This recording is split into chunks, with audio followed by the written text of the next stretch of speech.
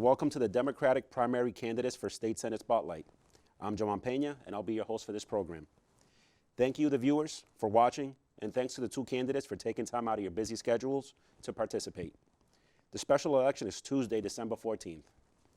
The elected senator will fill one of 40 seats in the state legislature, representing about 158,000 residents of Winthrop, Revere, East Boston, the North End, Chinatown, and a part of Cambridge. So please, when you make your decision as to who you believe will best represent you, go out and take the next step and vote. The special election is Tuesday, December 14th. Each candidate has been given 5 questions in advance.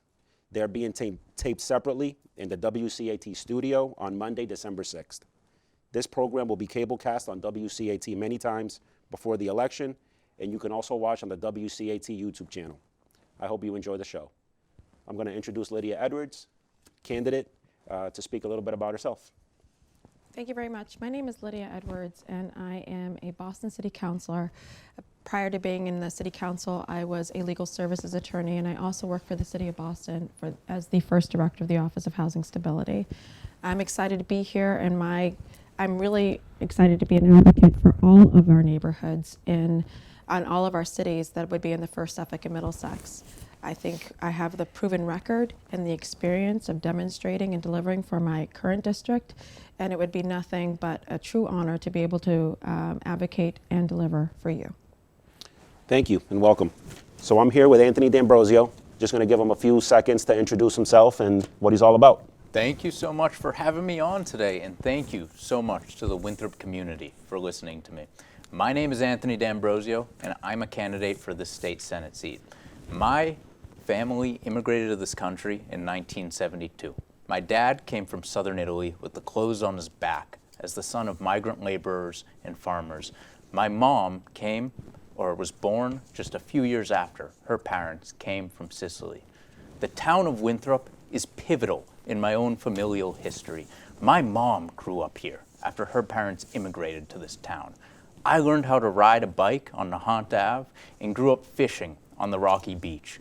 I understand what makes Winthrop Winthrop and how to protect against it in the next decade, and to protect against the challenges that it might face. Thank you for having me here today. Thank you for being here. Our first question will be as follows. The development at Suffolk Downs will have an enormous impact on this Senate district. What do you see as the positives and negatives of that project, such as traffic patterns, public transportation, access to emergency services, etc.? Suffolk Downs is actually one of the biggest projects and one of the things I worked on the hardest as a city councilor. I was honored to be at the table consistently from day one in dealing with what will be the single largest private development in Boston's history, as well as the region's history. This is a private development owned by one person, predominantly, and a developing company of HYM. And so what that meant immediately is that in order to guide our future, in order to make sure that we were at the table, I set up my own meetings where well over hundreds of people came from East Boston. These meetings were specifically on these issues, ironically, on housing, on transportation, on jobs, and also on homelessness, and making sure that, and the environment, and making sure that we were guiding our future as a community. We wanted to make sure the newest neighborhood that was going to hit both cities of Revere and East Boston, or Boston, was going to be one that we all felt welcome. So we talked about housing. We were concerned. There's 10,000 units coming in, and the back and forth really was about, how is this truly going to be affordable? Do we see ourselves in there? We also talked about the environment, and specifically trying to protect Belle Isle Marsh. Our biggest concern is that it's a natural resource. It's our lungs of the region. It's where we all can point to as a beautiful resource that is free and wonderful for all to have for generations. And how do we make sure it stays that way? So we fought to make sure that there was an actual impact study for visitors, and to make sure that there was going to be additional funding for DNR resources and enforcement. Moving on to jobs, that was an exciting conversation. And by the way, all of these conversations were in the evening. They were recorded on Zoom. You can actually watch them if you like. And they were multilingual, and we also had babysitting because we knew working families needed to be a part of this entire process.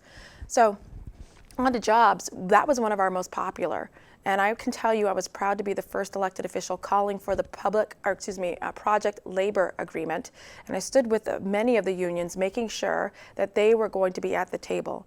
There are 14,000 union jobs that's going to be created at Suffolk Downs for the next 20 years. And I'm glad because of our advocacy, they will all be union. That's a generational shift. That's building our middle class for the region. And then, obviously, we wanted to make sure that our most vulnerable, the people who are suffering from addiction, and their families also felt welcome, that this would be a home for them as well. So we talked about some of the resources, emergency resources, police, fire, first responder resources that we will have to share as two communities, Revere and Boston. We wanted to build an education system that everyone felt welcome as well. We're literally designing a neighborhood, and I think that that is the biggest opportunity we have, is that learning all the lessons we've learned from environmental injustice, from civil rights, from all of the communities and all of our history, we could implement them now. We didn't implement them in the Seaport, but we absolutely can implement them in Suffolk Downs. But also looking at the infrastructure necessary. So one thing that we pushed for is the immediate buildup of the Blue Line. There are 2 stops in Suffolk Downs on the campus. And we wanted to make sure that there's more people taking the T than getting in their cars and driving. We had a huge parking ratio that we had to cut down immediately because we didn't want to have more cars than necessary. That's right. That's right. There was actually more cars planned than is actually required in the zoning for the city of Boston. We wanted to have internal shuttles to make sure our seniors and folks who do not have access to a car could get to public transportation. And we also made sure, more than anything, that people who lived on that area could also be working there and walk to work, because we really want a commercial center built up there. Our local businesses are the backbone to our economy. So more importantly, we made sure small businesses would get favorable leases and priority to be able to relocate or open up a second location on the campus. And we talked to everyone, including local bodegas, our banks, our local companies, to make sure that they would also find a home there too. So I'm beyond excited. I think there's more opportunity than there should be any concerns. But more importantly, as long as we're at the table together, and that's what I do very well, bringing us together, we're going to make sure that this new neighborhood and our new neighbors feel welcome and that we are also able to live there. Thank you. The development at Suffolk Downs will have an enormous impact on this Senate district. What do you see as the positives and negatives of that project, such as traffic patterns, public transportation, emergency services, et cetera? Thank you so much. The biggest challenge that Suffolk Downs presents to us right now is the negative influence of developer money in our politics and in our community. HYM, the largest developer involved in the Suffolk Downs project, has donated thousands of dollars to local elected officials throughout the district, including my opponent. HYM has an opportunity to act now with incredible influence as this project goes forward. With the developer dollars involved in this situation now, we have no guarantee of impartiality by the elected officials that are supposed to protect us going forward. HYM has an opportunity to now create more congestion, more traffic, and more burden on our public resources and on our public transit systems that they cannot handle in the moment, and certainly not handle over the course of the next decade, with 10,000 plus units potentially being built there.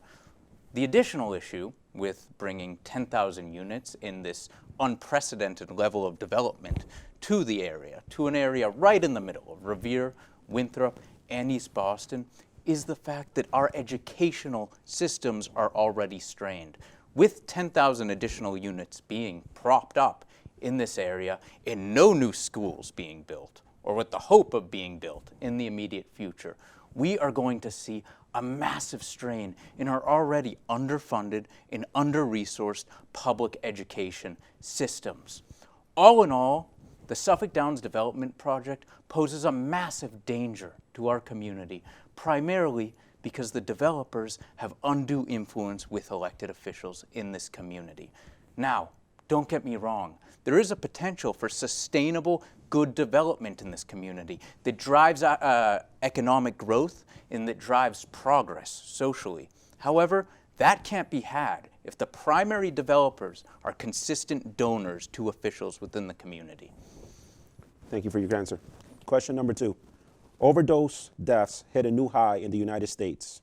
Over 100,000 people died between May of 2020 to April 2021, up more than 28% from the year before, with many deaths attributed to the mix of the powerful fentanyl with various substances. What is your vision for addressing this addiction crisis on a local level? Thank you. It's an excellent question, and it's a question that touches all of our hearts, as we all know somebody who has suffered from substance abuse issues, which are primarily caused by mental health issues today in 2021. The issue I think of when I think of substance abuse, and which might come to mind to many of you all, is the issue of mass and cast, the mass and cast situation in Boston, and how we failed to see our elected leaders in the city of Boston remedy that situation. The Boston City Council has allowed a humanitarian crisis of massive proportion to grow in the mass and cast area. It has allowed folks who are suffering from one of the most severe illnesses imaginable, addiction, to continue to suffer out in public, on the streets, and in the meantime, cause a public health situation of massive proportions in public.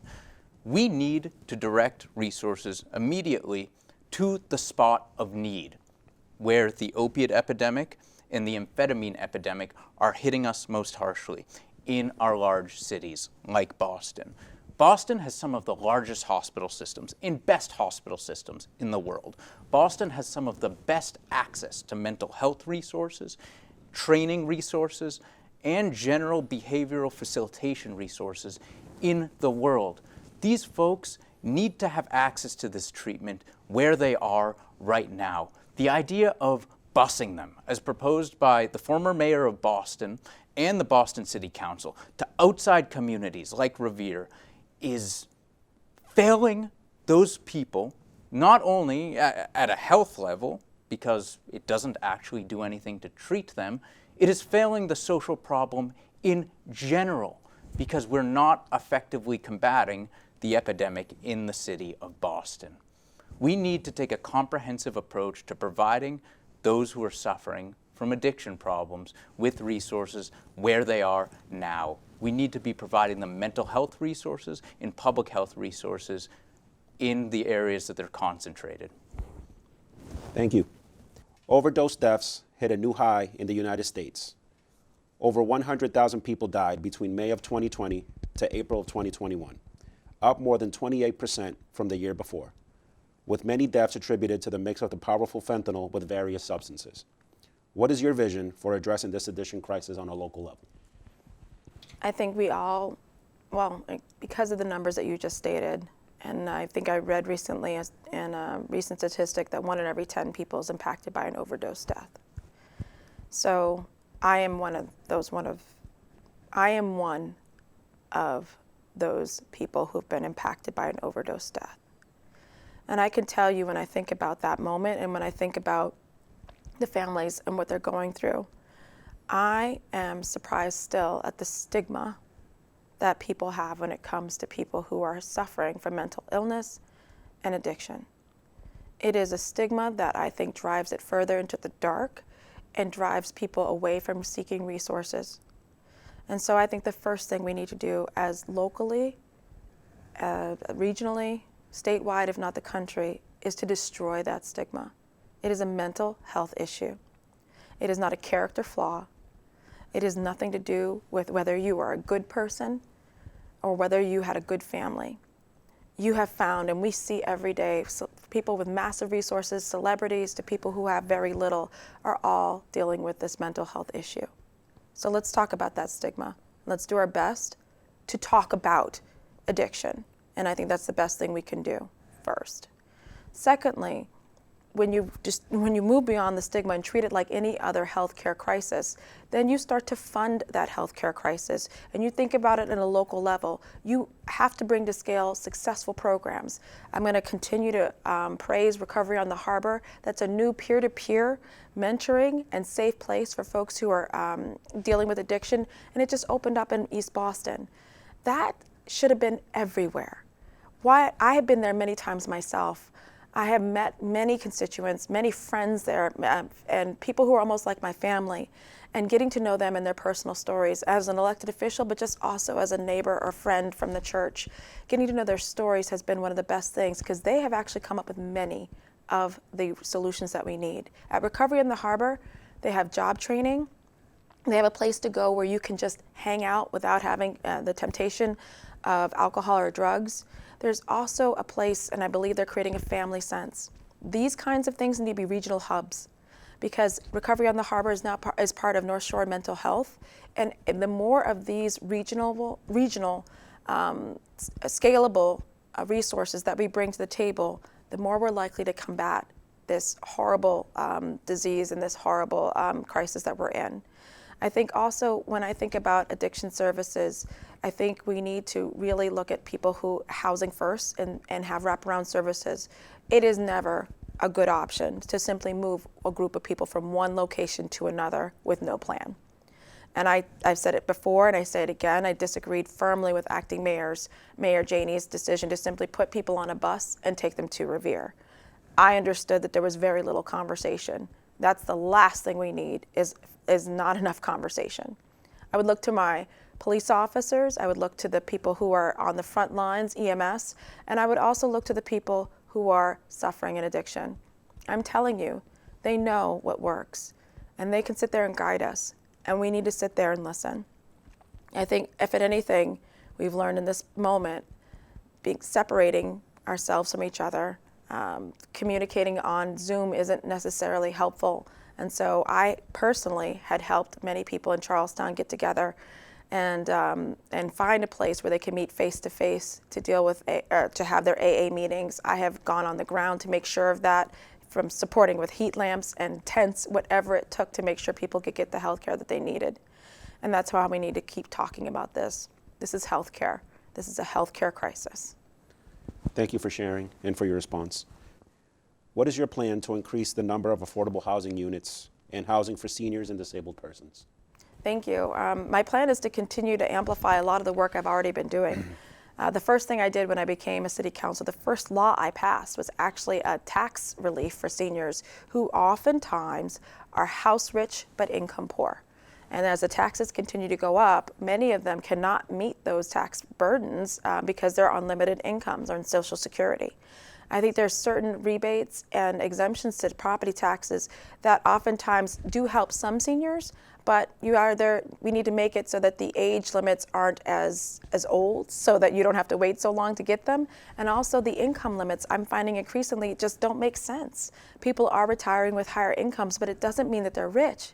But because they're not retiring with such a low income, they're not getting any of the tax rebates or tax exemptions. So I would definitely do my first thing, if as a senator, but be pushing to increase the income limit so more seniors take advantage of keeping their property taxes low. I think that there's also a lot of protections that we need to be thinking about when it comes to disabled residents and our seniors. The fact of the matter is, it is much better and cheaper for the state for people to stay in the apartments and homes that they have, especially if they're tenants. If they're a senior, or if they're someone who's disabled, it's much harder to find housing for them. It's much more expensive. So if they already found housing and are living good, independent lives, then the first thing I would want to do is incentivize their landlords to keep them there. One of the first bills I wrote for Senator Boncory was actually a tax relief for small landlords. I felt that if they were already renting, and many of them are, I am a small landlord, for example, and if you're renting below market, I think you should be incentivized to continue to do that. I think your taxes shouldn't be going up every single year, because you're already providing a public good by making sure our seniors and those who are disabled have a place to call home. I think more importantly, when it comes to at the state level, while I've done a lot of work when it comes to zoning, we're talking at the state level as a senator, and what I would do at that point, I think we need to really talk about where we're putting this massive amount of money coming from the federal government. I don't just want to subsidize ridiculous rents. I want to make sure that we're building and we're working with communities to define what our neighborhoods are and really understanding what is truly affordable. A lot of people use that word. It is not affordable to many people. So I want the state standards to be a little bit more realistic about what is affordable. I want the state to be not just subsidizing unrealistic rents with our voucher program. I think we should be also looking at helping people who may not be as poor, but also are in the struggle to pay rent. And finally, I think nothing more, the best thing we can do for our communities is to create more homeowners. You want to talk about rent stabilization? It's called a mortgage, 30-year fixed, or whatever you want to call it. But that is the way in which you can help stabilize communities, build generational wealth, and make sure that people can stay in their homes. Thank you for your answer. What is your plan to increase the number of affordable housing units and housing for seniors and disabled residents? Thank you so much. This is a massive issue in all of our communities. So many of the folks who I grew up with in the city of Revere cannot afford to live in the houses or on the streets in which they grew up. This is the case in the town of Winthrop, and this is the case throughout much of Boston. We need inclusionary housing, but the issue with that is that developers are building, and forcing folks out, and out. Often, zoning relief, which developers argue for and want, is just code for increased congestion and increased high-price development. If we are going to offer zoning relief and allow for sustainable economic development going into the future, we need high percentage guarantees of workforce housing and senior housing in all of these new developments and new apartment complexes that are going up. As we all know, we are undergoing a senior poverty crisis in this country like never seen before. Seniors are on a fixed income oftentimes. They cannot keep pace with rising rent prices, and they cannot keep pace with the rising cost of living and inflation. If we don't mandate with each new development project a high percentage of required senior housing, we will be failing those folks who built the communities we live in today. Thank you. For question number 4, I'm just going to do a little caveat. In the name of transparency, I want to say that I am a police officer. However, I'm here today as a private citizen. I'm not representing any department or endorsing anything like that. So question number 4, how do you see the role of policing in the 21st century? This is an excellent question, especially because it has become so controversial today. Policing and well-run police forces are central to a prosperous 21st century and are central to a healthy and prosperous Winthrop. I am proud to have today received the endorsement of Winthrop Chief of Police, Terry DeLahanty. And that is because I understand that police departments that are ingrained in their communities, that employ immersive tactics like community policing, in general modes of understanding, are central towards creating safe and interconnected communities. Attempts to defund the police and attempts to cut resources from law enforcement organizations that have been there for us time in and time again are destructive, and they will not work in a 21st century that is safe and inclusive of everybody, and they will not work in the town of Winthrop. Thank you for your answer. For question number 4, in the name of full transparency, I just want to say that I am a police officer. However, I am not here as a representative of any department. So question number 4, how do you see the role of policing in the 21st century? Well, first I'll say thank you for your service. Thank you. My true and honest and full transparency, my cousin, who's almost a brother to me, is a police officer in what they call Chirac, but it's Chicago. We're talking 50 shootings on a Saturday. And in full transparency, when I think about police officers, the first person who comes to mind is him and his safety and how people talk to him and how people respect him. And what I have learned in talking to the police officers of East Boston or Boston is that they have routinely been asked by us, demanded by us as a society, to keep their heads while all of us are losing our minds.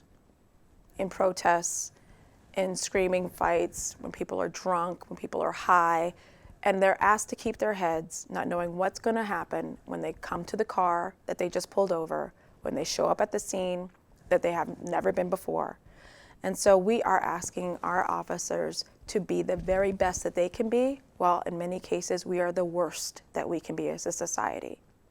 So what I think helps with 21st century policing is community policing. And I've talked with the former Commissioner Gross about that, and how he defines it is a lot about how I define it. I believe it means you are in the community and you are from the community. In the community means what I had growing up. I had a DARE officer. I knew him by his first name.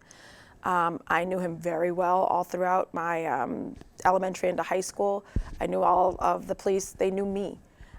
They knew who the kids were. They knew who when the kids were just being kids, and they knew when the kids were being off sometimes. And they would wonder, this kid was normally going to band practice, now he's not. But see, they were in the community.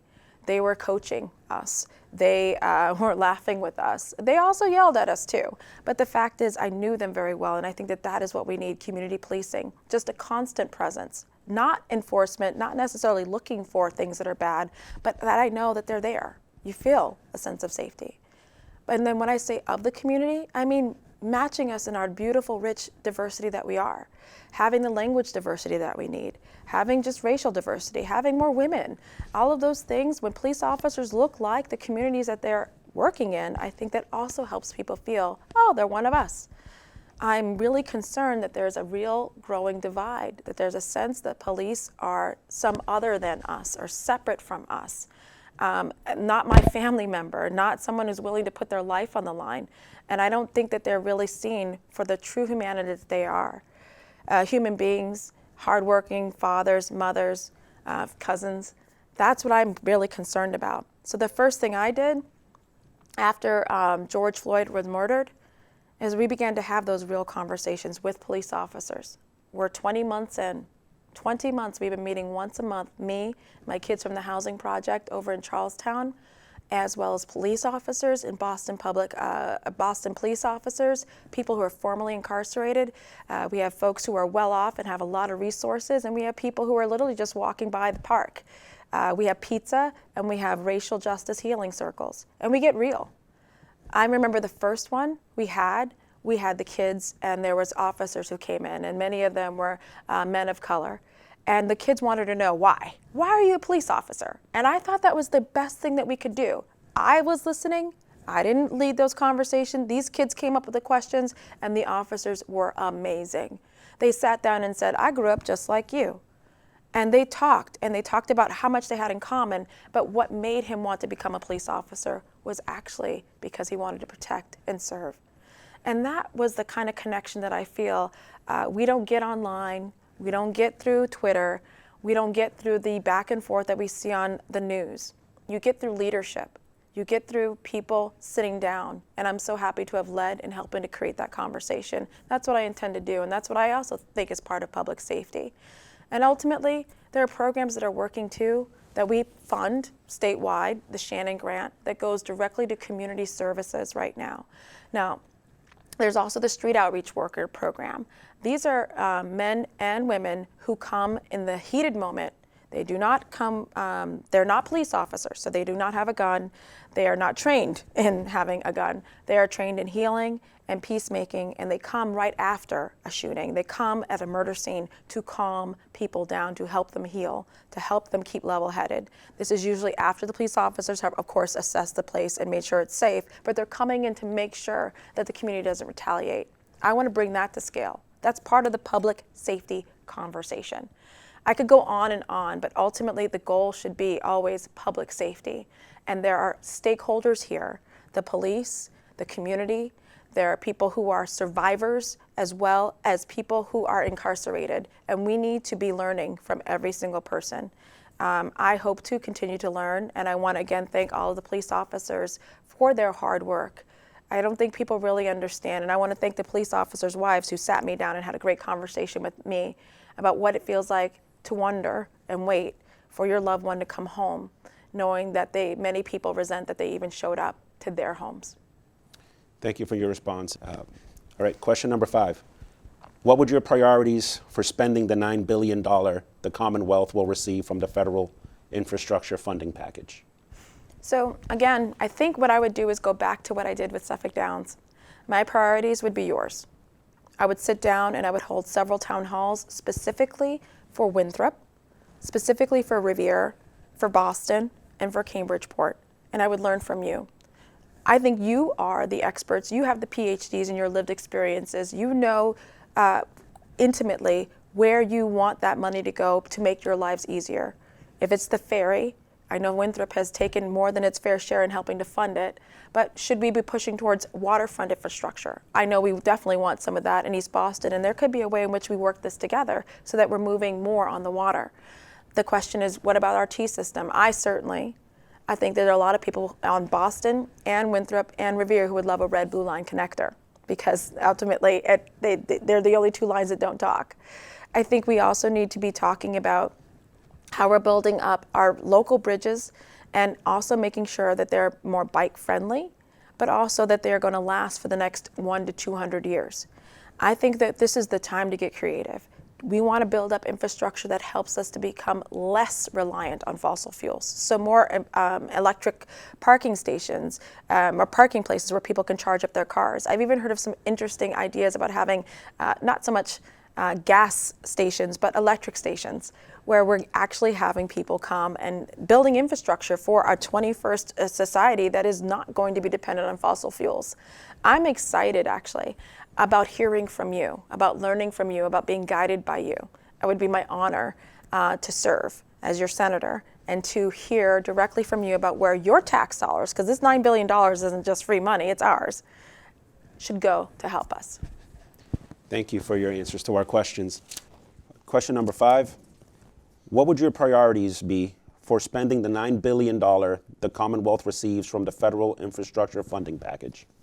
Another excellent question, so I appreciate it. I'm a member of the Revere School Committee, and I have been a member of the Revere School Committee throughout the COVID-19 pandemic.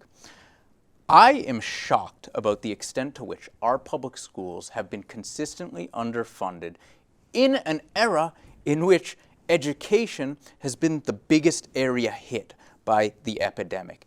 MCAS scores are at all-time lows. Our students' mental health issues are at all-time highs. Parents and teachers are struggling to educate their children and their students like never, ever before. We sit in a situation where we are going to have a tremendous amount of funding. As you mentioned, $9 billion for some loosely defined idea of infrastructure. A lot of that infrastructure funding should immediately be funneled into educational programming within the Commonwealth of Massachusetts. We need to provide kids with corrective tutoring, with summer schooling opportunities, and learning aid opportunities in order to recover from the massive learning hit that they have taken over the course of the COVID-19 pandemic and through the results of remote learning. Additionally, we need to rebuild with this new educational funding.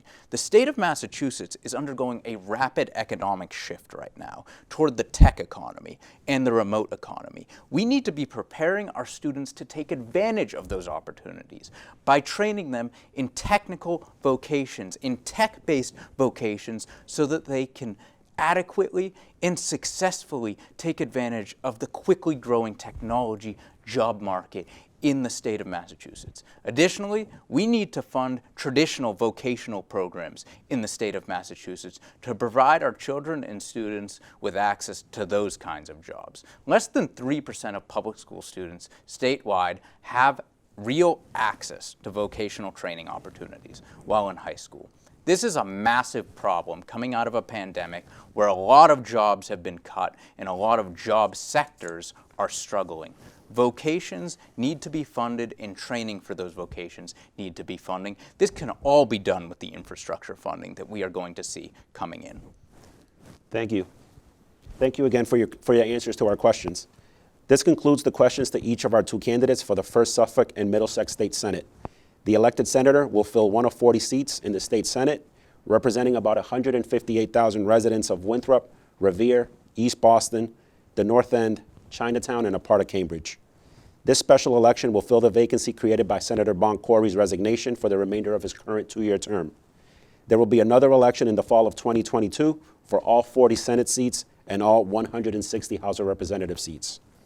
Registered Winthrop voters can vote in the special election at the town clerk's office in room 5 at Town Hall for over-the-counter voting, or you can, of course, vote in person on Election Day, December 14th. If you have any questions about voting, call the town clerk's office at 617-846-1852, extension 1036, and they will be happy to help you. I'd like again to thank our candidates for participating in this program and for their willingness to serve the public in these difficult times. Thank you and good night. Thank you.